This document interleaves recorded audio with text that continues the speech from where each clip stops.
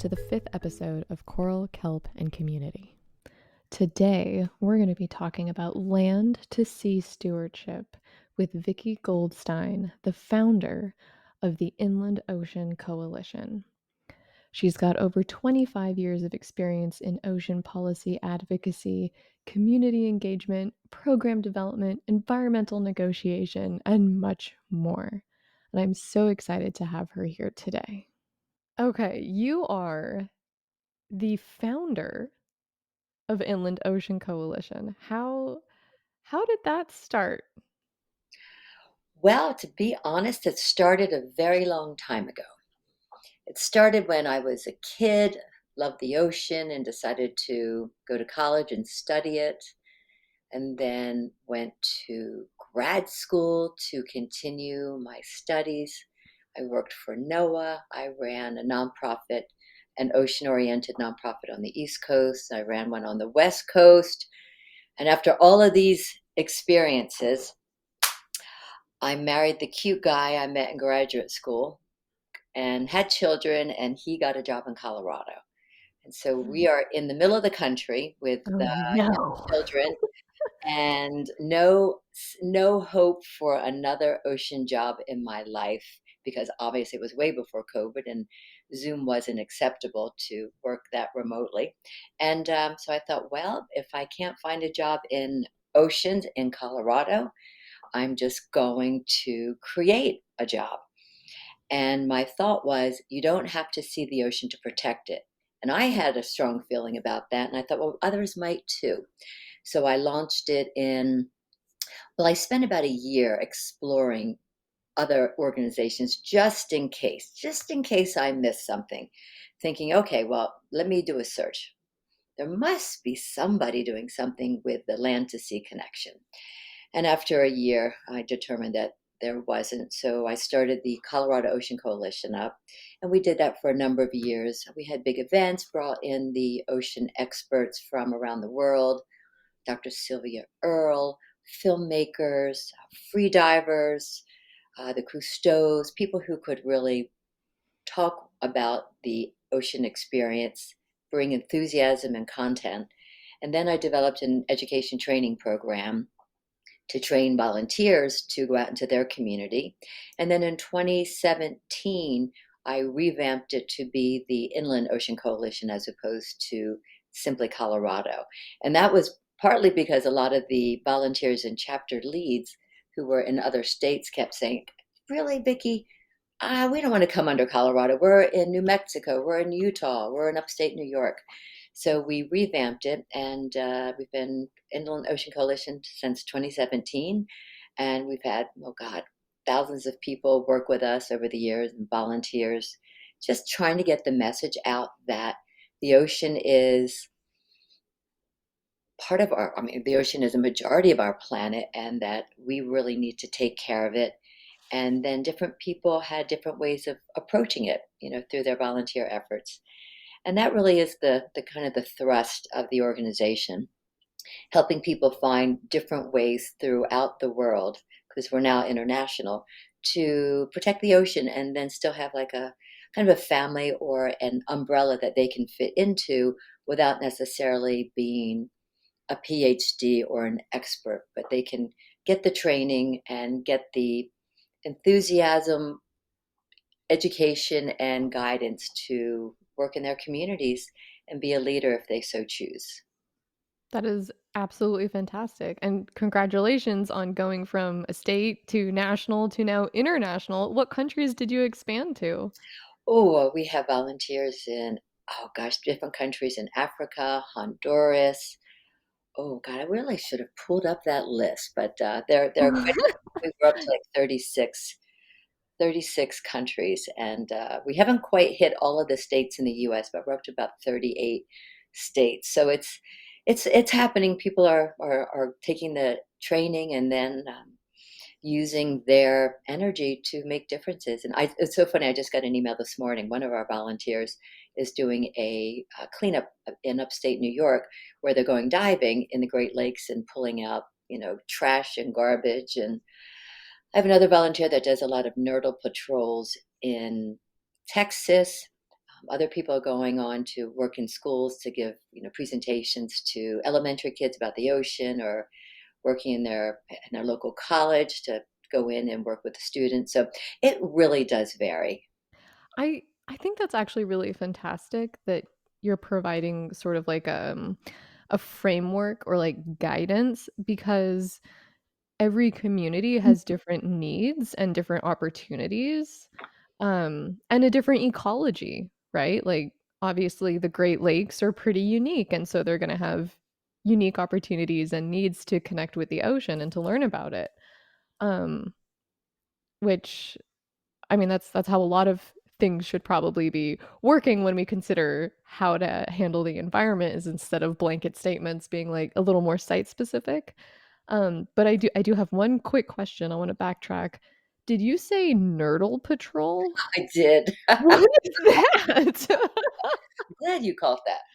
So when you look at plastic pollution in the big picture, it has a life cycle. So you start out with fracking to get the liquid gases.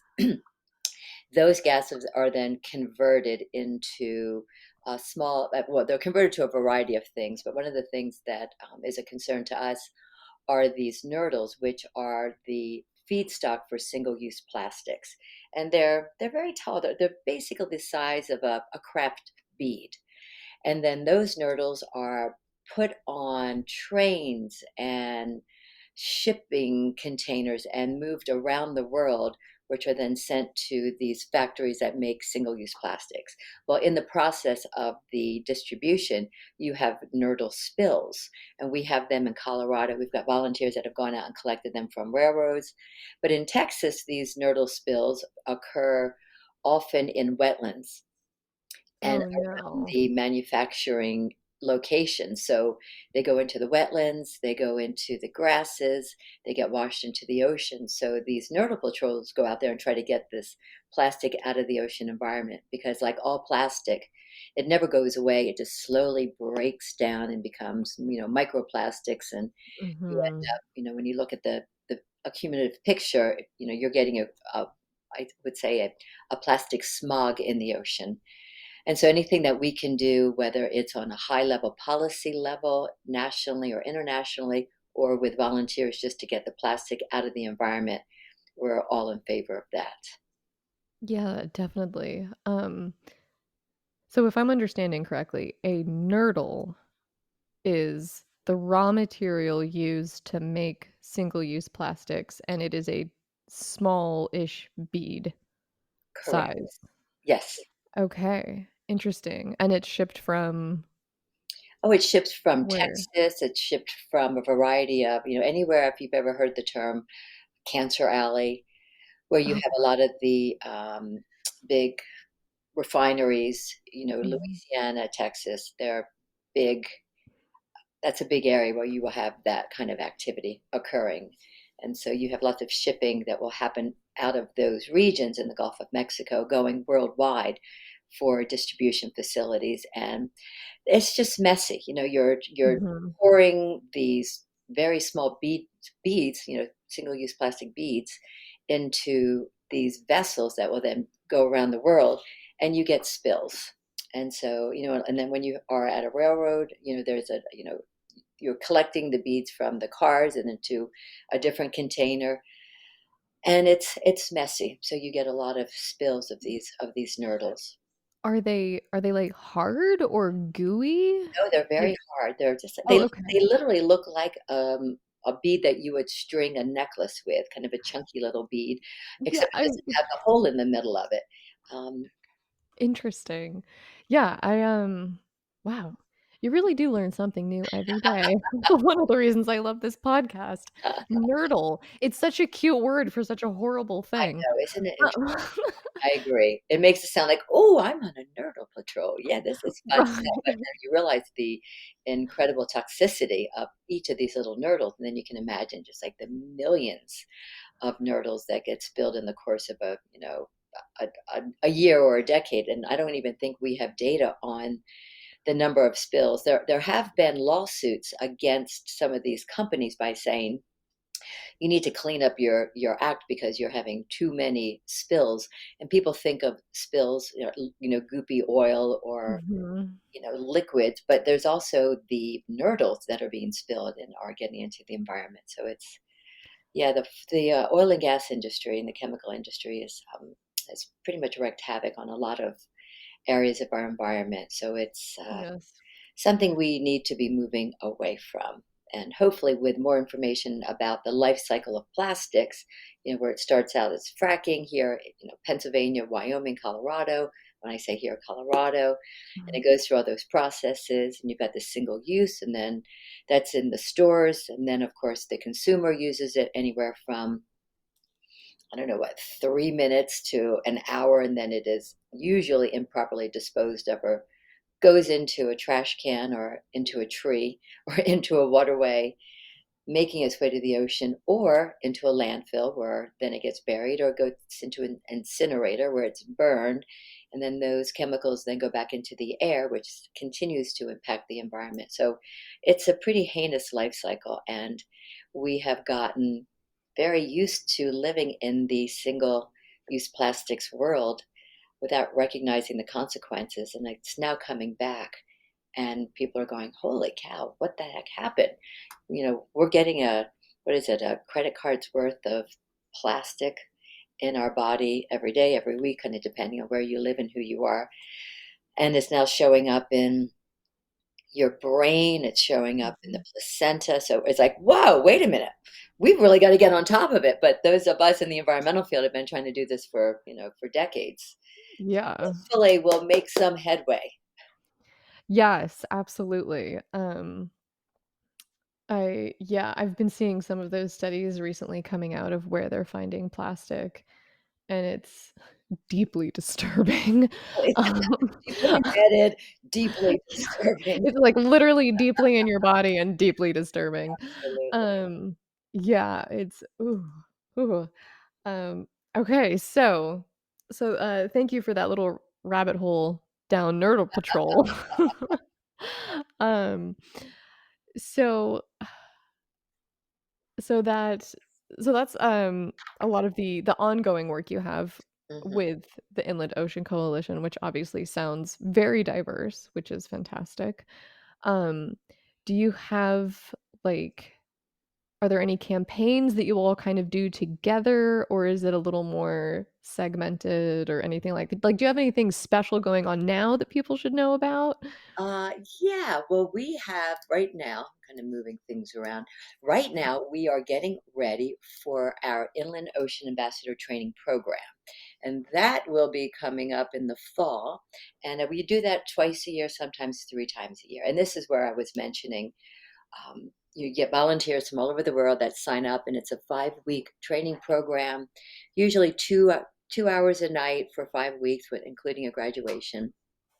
And we bring in speakers and we have breakouts, and it gets people to know each other, and then they can actually collaborate and do things together depending on where they live or online.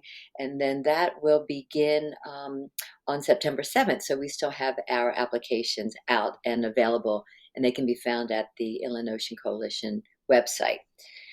And that will be going, and that will happen. That will be, like I said, starting on the 7th of September and go for 5 weeks. And I'm really excited about that because I love meeting our volunteers, and they bring in, oftentimes, they're already doing something that has an environmental component. They might be working, some of the examples are people who are working on a wastewater treatment facility, say in Rhode Island, and they are very concerned about water quality and how to take what they're doing into their community to really tie that into how their facilities can then benefit people and then also benefit the ocean because they have such a high level of cleansing with their treatment facility.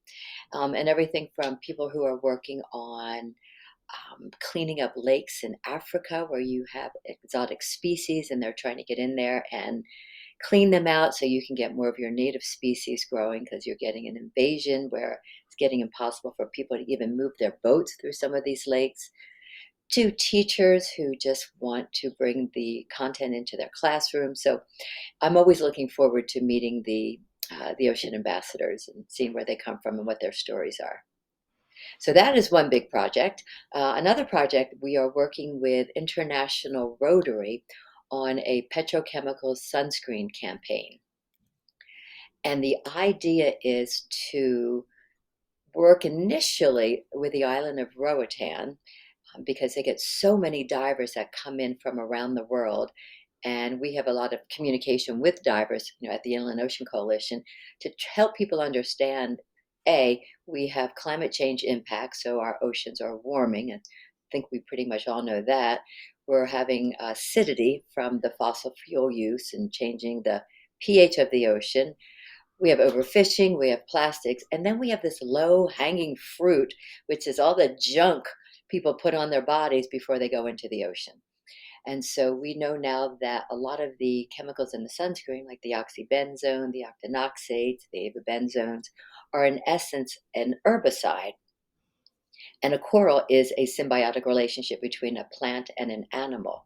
So when you're putting these herbicides in, it's getting to the corals and it's actually weakening the coral's ability to flourish and spawn and grow, and is adding that extra pressure on it. And in some cases, if the concentrations are great enough, like if you have a big swim beach and a lot of people are putting that on and you've got a coral reef right close by, then that can significantly impact that. So the idea is to get some posters out, get an education campaign out, share it via social media, through newsletters, and encourage people to join the campaign. They can take these posters and put their own logos on and just try to educate people as to, this one little thing you can do, and that is to not wear these sunscreens. But there are alternatives. So we don't want you to go out there and get skin cancer, but we want you to think about other products you can use and other sun coverings that you can implement to, in essence, give corals a break. So that's going to be,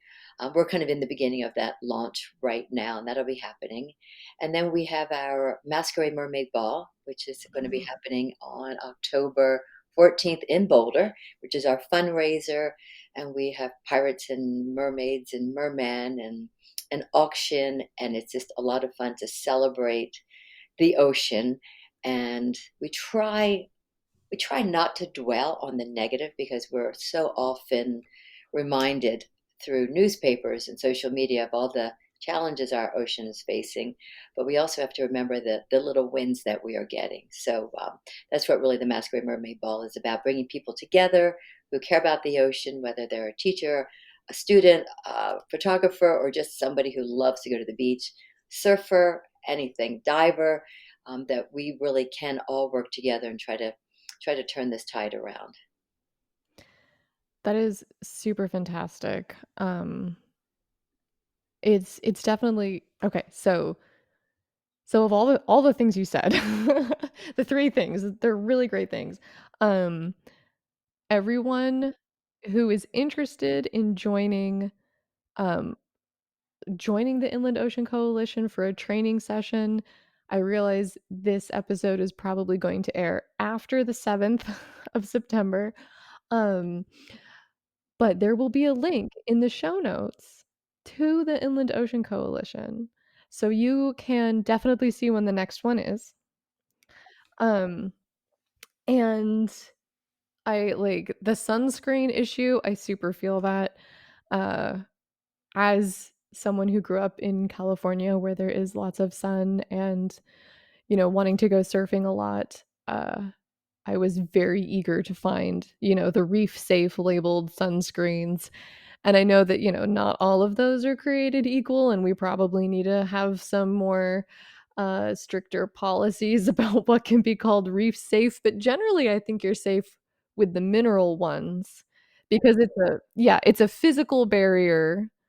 And it basically, you remember like well, maybe we don't remember, maybe not all of us listening remember, but we've seen the photos of like surfers in the 60s and they have this white cover on their nose made of zinc. Yeah.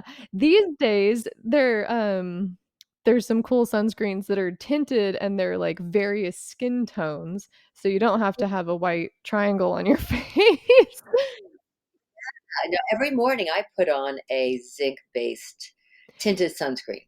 just because I live in Colorado, and of course, when I'm out gardening or walking, I don't wanna have Yeah, that the kind of sun's, like, right impact. next door to But you. generally, yeah, generally, you just don't want to wear any of the chemical, and that's why we're calling it the petrochemical sunscreen ban, because if it's got chemicals other than the zinc and the barrier, then, you're getting into some other stuff, and some of the terms are really complex. People are like, multiple syllables. Yeah. So you just wanna really stick with the basics of the barrier sunscreen versus the other. Yeah, definitely, and man, I wish I could attend that mermaid ball. Do people get, like is it did you say masquerade ball? Like, is this a let's get dressed up like mer people type of event? People come as mermaids, or they come as, there have been people that come as giant shrimp. They come as like a giant trash pile. We have a trashy mermaid who comes with, cigarette butt earrings. And I mean, people use their imagination. People come as Jacques Cousteau. People come as a fish. It's it varies. You can't even predict. And then we have a costume contest. And What does the winner get? oh god, last year we had a couple people come as, oh shoot, what was that movie where they had the guy that got stranded on the island and they Oh, Castaway? cast away? So he was cast away with the ball. Wilson, Wilson! so Wilson and Wilson! Mermaid. Oh my god, that's so sad. Oh my god, we've had crazy ocean swimmers with little um, bikini bathing suits. Like, I'm an ocean swimmer. I mean, it's just really, really, really fun. We have a merguin that comes, like a half uh, penguin and a half mermaid. I mean, it's so fun. Yeah, Yeah, and it sounds super creative, a merguin. merguin. I wanna see that costume. You'll have I to go mean to the website and check out some of the photographs from the last couple of years. Pictures. oh, yeah, It's really yeah. fun. That sounds absolutely fantastic, and I think also the emphasis on celebrating, like, the good ocean news and the achievements that whether it was specifically Inland Ocean Coalition or just any other achievement, like, putting the focus on that is really important because we do get so much doomsday news. It's easy to feel like there's nothing we can do and we're too small, and then you get the Gen Z kids being like, "Okay, doomer." That's a new thing now. Oh, Um, but, no, it's really great because sometimes change, it happens slowly, it's not clickbait. It's not usually it's not sensational or, like, newsworthy because news is practically entertainment now, but mhm. that's so great. I'm so glad there's a whole party about it. A whole party celebrating the good.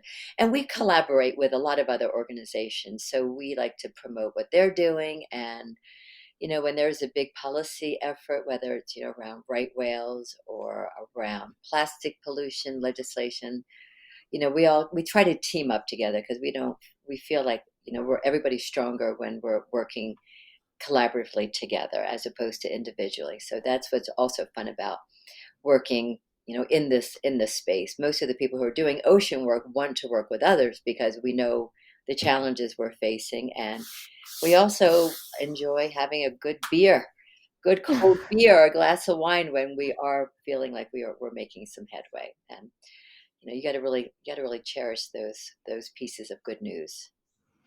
Yeah, yeah, and working with others is really important because, I mean, 1, it's good to know you're not alone, Hmm. right? That's a huge, psychological relief, especially when faced with such existential crises, um, and, you're better together because you can lift each other up, you can bounce ideas off each other, there's collaboration, it's just it I almost feel like we're taught to be in competition with each other so much, at least that's my experience in the States, and, we forget, like, "Oh, this organization and my organization, we have the same goals, we should help each other out. We We'll achieve those goals so much faster." Yeah, without a doubt, without a doubt. And then I also have I co-host a podcast that is called the Rising Tide Ocean Podcast with David Helberg, who's the founder and director of Blue Frontier. So it's kind of he kind of coordinates the podcast, and then I just help.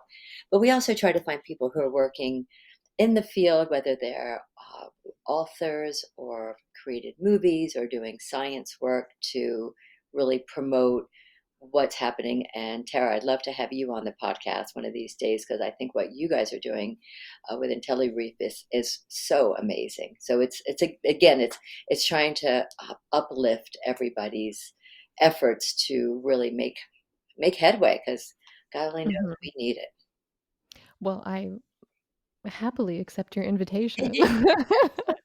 Whenever you're not globe hopping, let me know and we'll schedule a time. I know I love these Mm. projects that we're working on in different areas. It's really been fun to go get on the ground and go to these areas and work with the NGOs who are working, with their communities to really help collaborate and try to get one clear message out about this petrochemical sunscreen. And I know that there has been criticisms in some arenas like, oh my God, we have climate change to work on. Why are you bothering with sunscreens? And it's kind of like, no, there's plenty of effort that can go around. And this is an easy situation where you can just quickly change your ways, where obviously climate change is going to take far more significant efforts. And I feel like with the Biden administration, with his last infrastructure act, we're putting a lot of effort into electric cars and electrification and solar panels and wind panels to reduce the fossil fuel use is really moving the dials for ocean protection and of course that direct tie with ocean acidification. So, but that took effort and that took all of us ocean people and land people working on climate change, teaming up together to really help with that policy change and that shift. Yeah, I think it's interesting when people get upset with you for trying to make a positive change because it's not the positive change that they think should happen first. I'm There's like, plenty of problems to work on, right, like, there's plenty to go around, right? but also, like, if you think about it, like, it's what was the exact verbiage you used? Petroleum-based sunscreen? Petroleum-based sunscreens, yeah. Right, where do they think the petroleum comes from? Yeah, and that's Right? why And we're using that term. I think because people yeah. chemical they just like kind of are used to it. But to bring it back, like this is a petroleum based chemical sunscreen that you are putting on your body. You're smathering it on you and your kids and think twice about that product that you're using. Yeah, well, and, like, if we want to stop climate change, we need to stop the extraction of fossil fuels, and it doesn't matter what product they're going to, whether it's the gas tank in a car or a sunscreen or plastic. Mhm. Right? Like, stopping plastic production reduces the extraction of fossil fuels. It's also a lot of people forget that it's also an environmental justice issue because who has to deal with all the plastic waste, Yeah, right?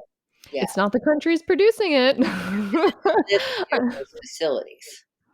Yeah, exactly. And, where does it wash ashore? Like, it's, it's it's all generally a bit bigger and more complicated than we initially think a problem is, Yeah. um, which is why it is so important to focus on, uh, the successes that we have.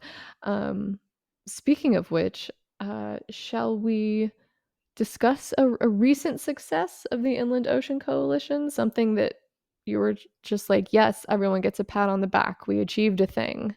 Well, we just achieved something in Colorado, which was very, very exciting. And if you look at the federal, well, obviously, we know politics are very divided. It's very hard to get something through Congress. And so we have been trying for years to work on a big national plastics bill that would put the onus of collecting the single use plastics back on the industry, and that has just been dead in the tracks for a very, very long time. So there's been a lot of conversations where let's go to the states and see if we can make some headway. So Colorado, we got together with a lot of the organizations that have been working on this issue, and we were able to actually turn over, it's something called preemption. And preemption is, in essence, a ban on bans. And so Colorado was the first state in the country last year to have the governor sign this new bill, which gets rid of preemption that will allow communities to come up with a single use ban or a bottle ban, whatever they want to do in their region. So that was a big exciting opportunity to celebrate. And hopefully, we will be an example for other states and how you can turn over that ban. In addition, we were able to implement a single use plastic bag ban that started out with a fee. And then this summer has switched over to an actual ban, and so so it's a big win for Colorado. And so you're starting to see states begin to take that approach. Again, it depends on the politics, but because when you look at environmental protection, it really is about what kind of a policy you can push through either the state or the federal legislator. So it's, you've got to take advantage when you get the right mix of Democrats and Republicans who have an environmental goal to really move quickly and get things done. Sadly, I don't like to say this, but a majority of the Republicans are in favor of keeping our petrochemical and our fossil fuel industry alive and well.